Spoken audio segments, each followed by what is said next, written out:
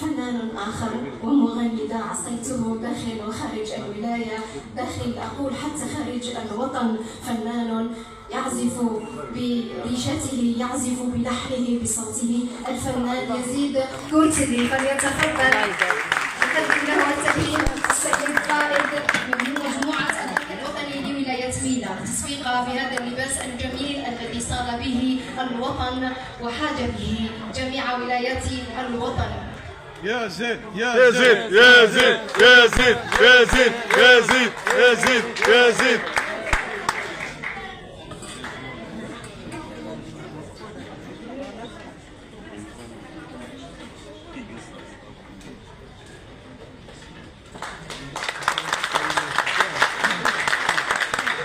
تكريم الفنان يزيد كرتل يستحق هذا التكريم. شكرا جزيلا.